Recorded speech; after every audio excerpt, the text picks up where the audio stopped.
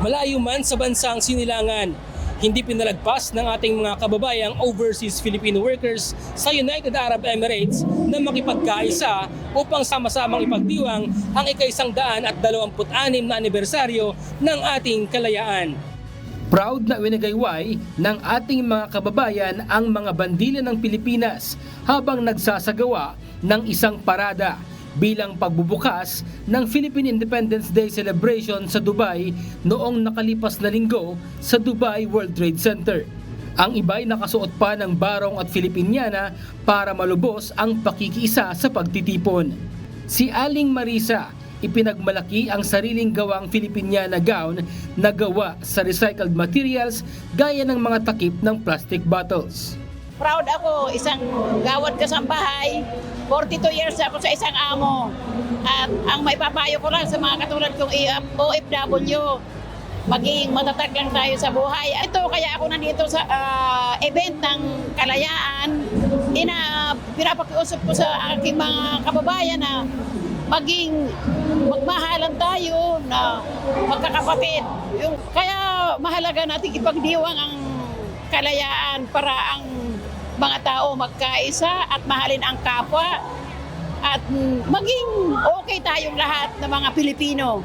Para naman kay Helen at Cedric, mahalaga umanong maipagdiwang ang araw ng kalayaan kahit pa malayo sa sariling bayan, hindi lamang upang maipagmalaki ang pagiging isang Pilipino, kundi upang maipakita na rin sa ibang lahi ang pagkakaisa at pagtutulungan ng mga Pinoy.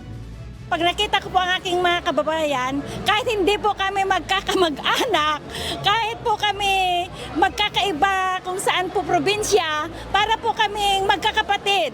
Hindi ko po alam ang kasayahan, yung pong parang nandun kami sa Pilipinas, hindi mo matatawaran yung saya pag nakikita mo yung mga kababayan mo na ang gaganda, ang sasaya, yung ngiti po nila para pong makakabuhay sa aking damdamin po.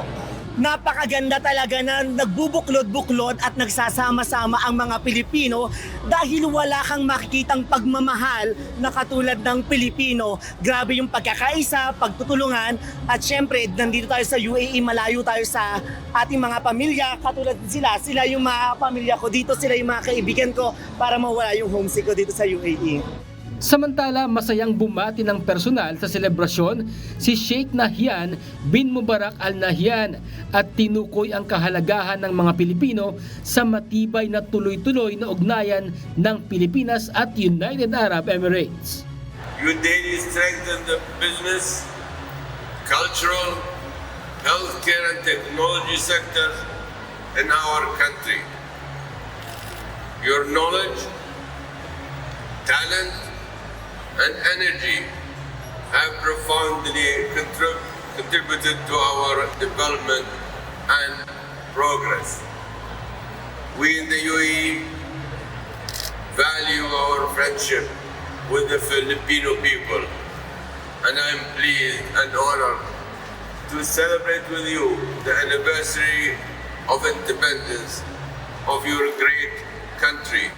Highlight sa pagdiriwang ang presentasyon ng iba't ibang Filipino organization sa Dubai gaya ng sayaw at pag-awit.